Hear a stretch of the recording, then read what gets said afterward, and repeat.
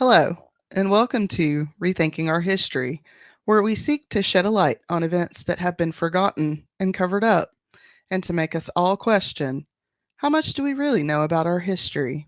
I'm Felicia. And I'm Ian, and we are here to reveal all the sordid details of history that have been swept under the rug. Get ready to get angry, be curious, and maybe have a laugh or two as we rethink our history.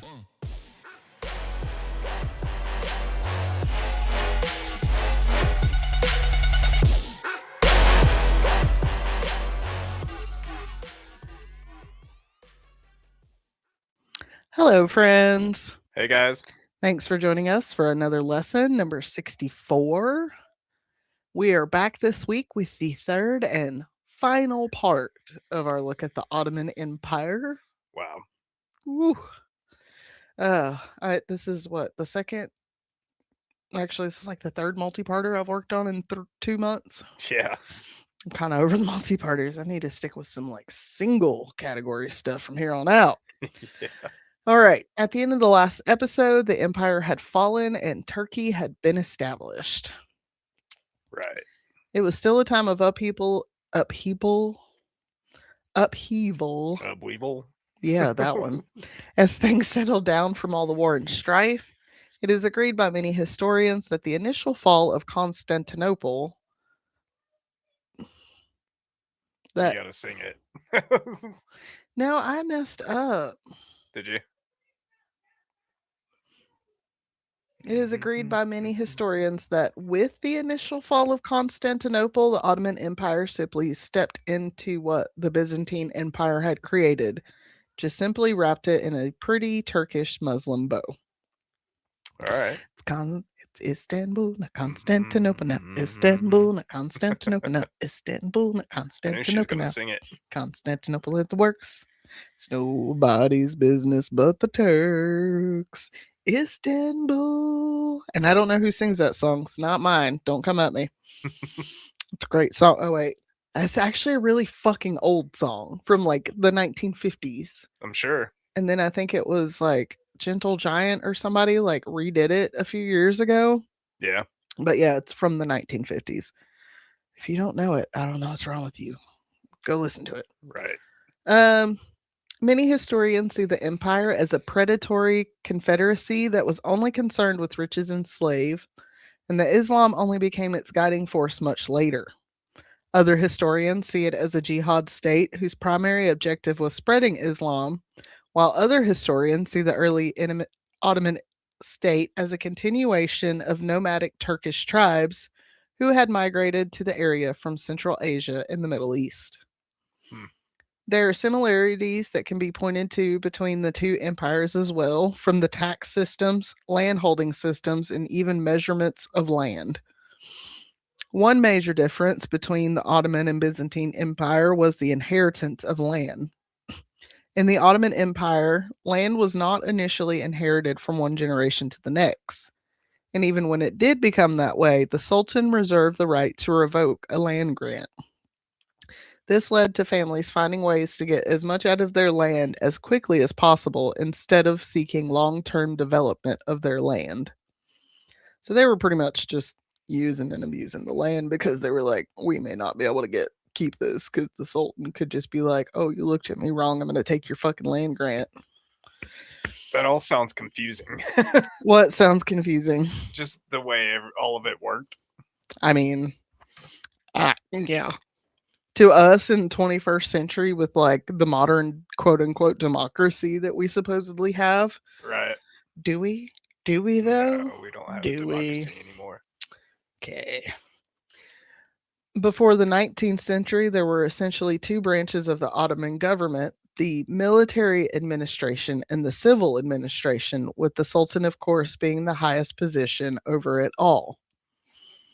The civil system was comprised of local units in each region, and the state controlled the church, or maybe it was the church who controlled the state. Probably that. Probably that. Kind of like it's trying to do with our own country right now. Yep. Oh, wait, what? No. Anyways, Like with many new states or empires, there were old pre Islamic traditions that survived the transition that remained important to Ottoman administration. Looking at it from an Ottoman point of view, the purpose of the state was to, quote, defend and extend the land of Muslims and to ensure security and harmony within its borders in the overarching context of Orthodox Islamic practice and dynastic sovereignty, end quote. Dynastic. I just love that word. Dynastic. Dynastic. Of all of the dynasties that ruled over the empire, the House of Osman was unmatched in the size and length that this family ruled. And this is, I was, I'm not good with words, folks. I'm not good with words. Doing this research, I realized that you have like an empire, and then each dynasty is a family. So like, which I should have fucking known because I grew up fucking watching Dynasty. Did you watch that show? Did your mom No. watch that? My mother watched that. It was a great show about like some oil baron family in Texas, Yeah. but they had like a dynasty. Hmm. So the House of Osman was unmatched in the size and length that they ruled. In Europe, the only family to have such a line of monarchs was the House of Habsburg, who were also in power during the same time as the empire. And I think they were in control for like, I don't know, like 400 years or some shit. Just one family. Wow. Yeah. There were 11 occasions in which the Sultan was replaced, usually by another male relative, because he was seen as a threat to the state.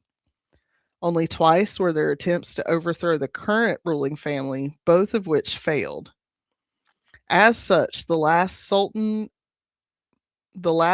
Sultan Mehmed, was the sixth, excuse me, was a direct patrilineal descendant of the first Sultan Osman the First.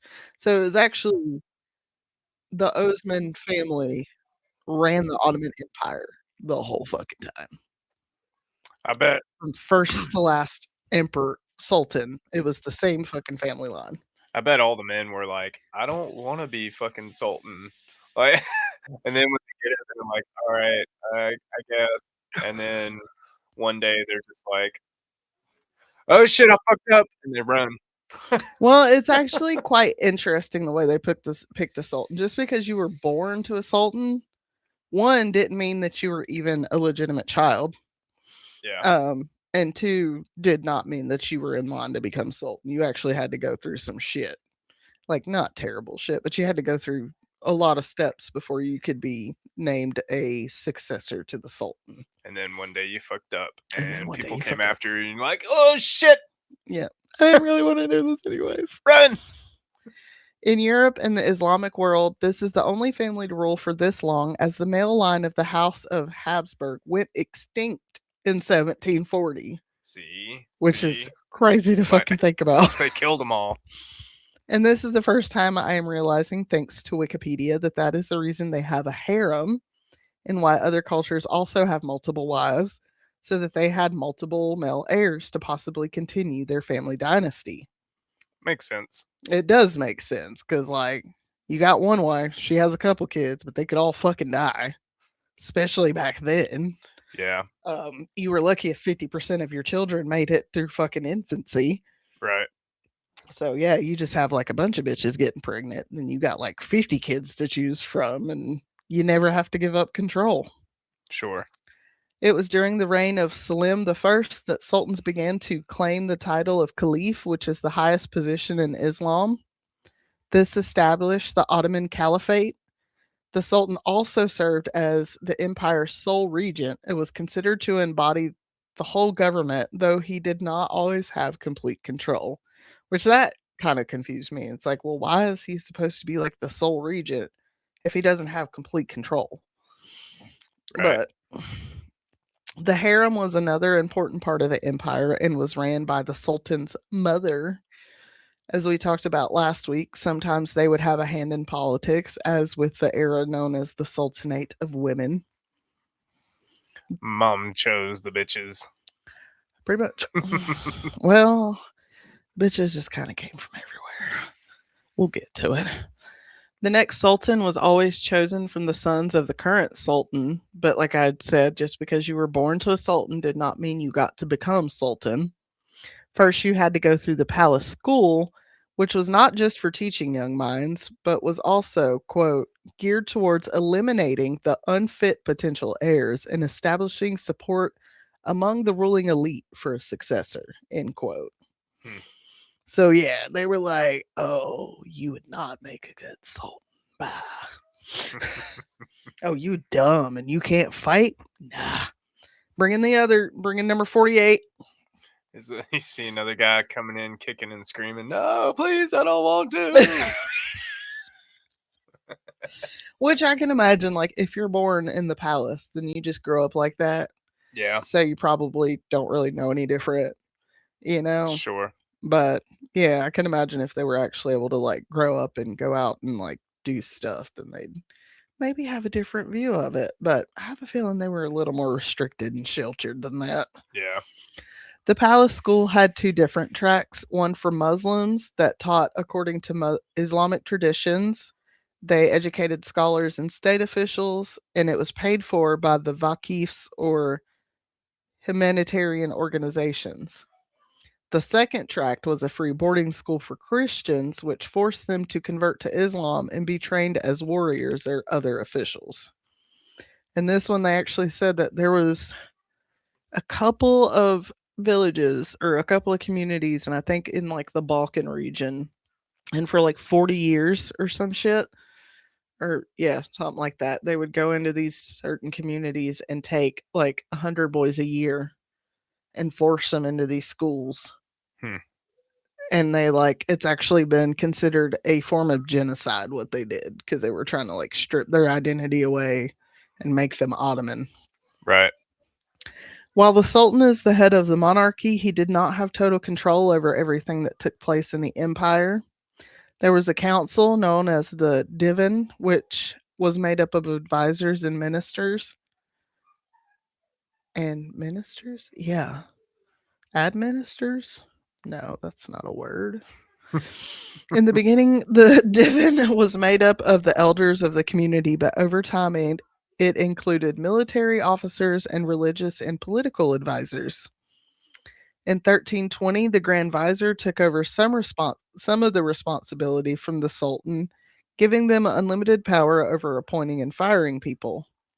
In the 16th century, the Sultan withdrew from politics and the Grand Vizier became head of state. Excuse me. After the Young Turk Revolution of 1908, a parliament was established, creating the imperial government of the Ottoman Empire, leaving the Sultan with no executive powers. The legal system of the Ottoman Empire was heavily religious. The Kanun and Shira law coexisted at this time, and much of the empire was organized around local governments. They attempted to strike a balance between central and local authority, hoping to be able to have an empire of different religions and cultures that coexisted. As we could see, that didn't always work out too well because religion. Yeah. There were three courts in the empire, one for Muslims, one for non Muslims, and the trade court. It was all regulated by the Qanun, but they were not exclusive to their category. For instance, the Islamic courts were able to oversee trade disputes, and often cases involving people of different religions would be brought to this court to get a more forceful ruling in a dispute. Hmm. In 1839, the legal system underwent serious reform. This included fair and public trials of all All intuitive. I think I was trying to say accused and inclusive, but I don't know why inclusive was trying to come up. Fair and public trials of all accused, regardless of religion, the creation of a system of separate competences, religious and civil, and the validation of testimony on non Muslims. End quote. These reforms were heavily influenced by the French legal system. Oui, oui. Bonsoir. Si vous play. Croissant. Cuisson. Cuisson. All right. God damn it, Star Butterfly. The most important system in the empire would be, of course, their military. The first military unit was formed by Osman I in the late 13th century. They were one of the most advanced fighting forces in the world at the height and one of the first to use muskets and cannons. Right. But this, oh, let me fucking tell you what. Their cavalry is the shit I fucking live for in my fantasy novels. Using the ancestors of modern day thoroughbred horses, riders use bows and short swords to strike hard and fast. They used tactics that the Mongol Empire had deployed, such as pretending to retreat while surrounding their enemies in a moon shape and then attacking in full force. Wow. Yes. Sorry, I get all excited about that shit. I love the battle Some Lord of scenes. the Rings shit. Yeah, yeah. All I can imagine, and like legitimately, it's them on horses fucking shooting people with arrows. Do you Riders of know Rohan. how hard it is to shoot a fucking arrow on a horse? Yep. I can barely shoot a goddamn arrow standing on my own 2 feet. Want to say that the Japanese started that? The Mongols. Mm. Yeah, it was the Mongols. The Mongolians. Because Oh, that's a yeah. big thing in Japan too. Yeah. They like ride and shoot. Yeah. It's like Asian culture. Yeah. But and the Mongols were kind of like the Ottoman Empire where they were kind of everywhere. Yeah. But yeah, I know like the Mongols were really, really good at it. And there's some countries that they have like competitions and stuff for it. Yeah. Fascinating. I love it. We're so lame. We have like guns and shit. These people are fucking shooting arrows off of a Jousting. horse. Even that's more impressive than a fucking gun. Yeah. Because you got to try stay sitting while this man stabs you in the chest with a stick. Yeah, but it's like who can take the more bashing of the 2 Mhm. instead. The Ottoman military would be one of the best up until 1740 when the empire had a period of peace and their soldiers fell behind in training. In 1826, Sultan Mahmud II abolished the Sultan's personal corps, the what was it, the Jacenary Corps or something like that, and established the modern Ottoman Empire. Remember, he killed them all. He very bloodily, very bloodily. Love it. Sorry. I feel like Pete. I love blood sports. They were the first army to send their troops to another country for training, which may have been a bad idea considering some of the founders of the Young Turks movement were some of those soldiers they sent overseas for training. What'd I tell you? They sent them overseas, they got a little bit of culture and education with other people and realized, oh, this ain't right. Yeah. I wonder why governments would want to keep their people restricted to their country. Sure. Sounds like a cult. The Ottoman Navy was a huge part of the empire expanding like it did on the European continent. It also began the conquest of North Africa in 1517. As the empire began to lose territory beginning in 1821 with Greece, the navy lost power and control over their distant territories. Sultan Abdulaziz tried to bring back the Ottoman navy to its former greatness by building a fleet second only to Britain and France. The first submarine for the empire would be built in 1886 at the shipyard in Barrow, England. All right. Or maybe it's Barrow. I'm sorry, don't come at me, English people. The 5 boroughs. Nope, wrong Barrows.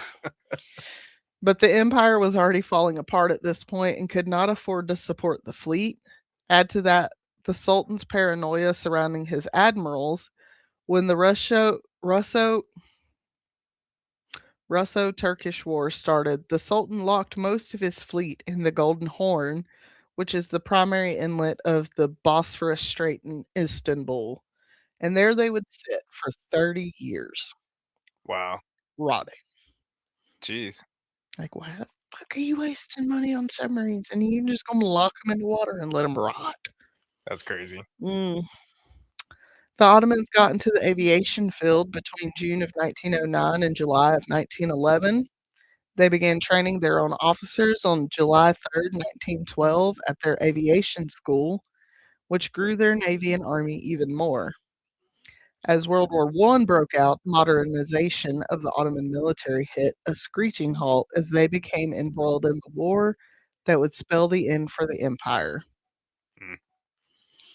As the Ottoman Empire expanded, they made sure their capital cities were major centers for industry and commercialization. To do this, certain sultans encouraged the migration of Jewish people, who at the time were being persecuted by Christians, a tolerance that was appreciated by the migrants. Now, here is a fun fact.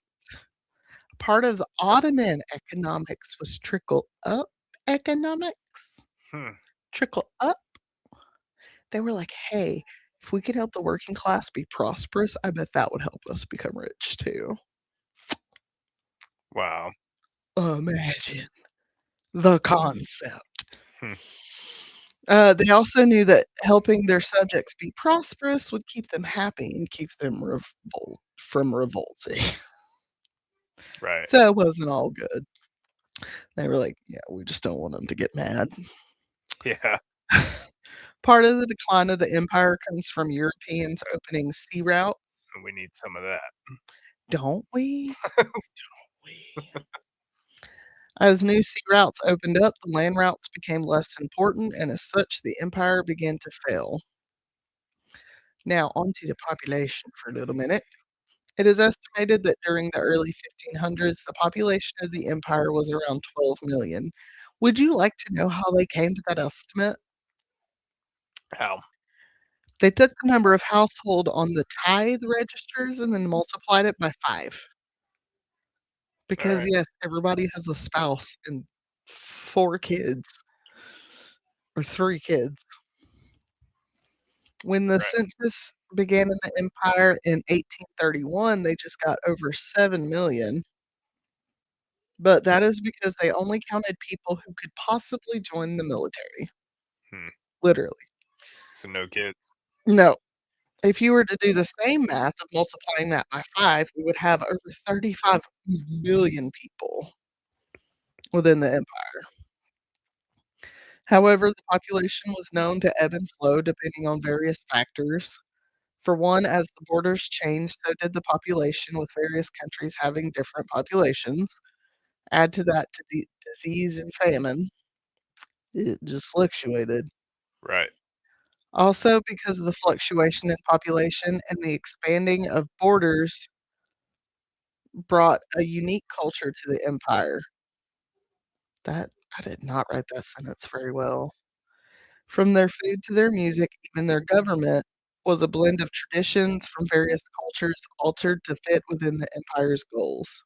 Hmm. As we discussed before, slavery was a huge part of the culture of the empire, a part that was actually never abolished. They literally had slaves up until the Ottoman Empire was abolished Wow. in 1922, which, considering Brussels didn't close their last human zoo until the 1970s, that's actually not surprising. Right. Most slaves were either kept as domestic servants, or if it was a woman, she was kept as a sex slave. Slavery, as we know it here in the US, was actually not that common. Any child born to a slave was also enslaved upon birth unless their quote unquote owner was willing to acknowledge the child as theirs, in which case they were granted immediate freedom, which Young probably only Andy. happened with boys. And again. Mm. Sex slaves or concubines were still sold in the empire until 1908. The Ottomans were well known for their poetry and prose, though their poetry was far more dominant. They also had newspapers and magazines that were published in various languages. In the art world, they had paintings as well as carpet weaving. Dude, you should look up some Ottoman carpets. They're so pretty. I bet they're beautiful.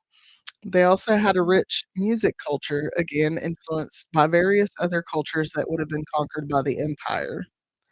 Shadow play or puppet shows that were done behind a screen were also popular in the empire, and these were often done by one person. So you'd have one person holding up two puppets.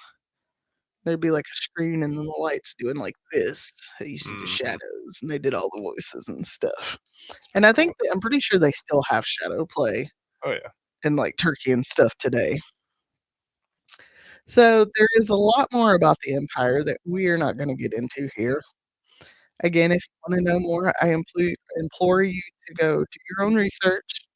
There's only so much of a 600-year empire I can cover, Yeah, and this is where we're going to end it, folks. right on. All right, Bill, thoughts about the Ottoman Empire? I mean, as crazy and confusing and, like, m mixed together as it was, it kinda sounds, like, romantic It almost. does, which I'm sure it wasn't romantic for the people that had to live through it at the time, but thinking about life like that compared to where we are now, it's Right. like, "Oh, shit. Well, that's Simpler nice." time.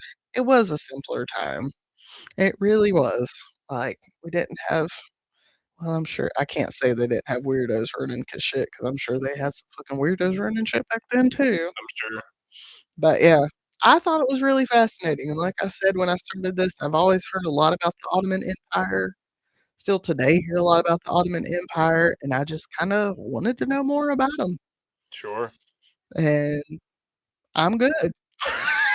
Yeah, I mean, I don't know if I ever wanna cover another empire again. they turned into the country that we're bombing now, so Are we that's a bombing thing. Turkey? Iran. Oh, yeah, yeah, They were part of the one Ottoman of the Empire. countries. Yep. Actually, as a matter of fact, we're bombing a lot of fucking what used to be the Ottoman Empire. Yeah, A lot. right. We're fighting with a lot of what used to be the Ottoman Empire. Can we bring it back? Mhm. Oh god, no, let's not do that. Alright, guys, well, we hope you enjoyed this episode. We hope you guys have a good week, and we will see you guys later. Be kind to each other. Love you, bye. Love you guys. Bye.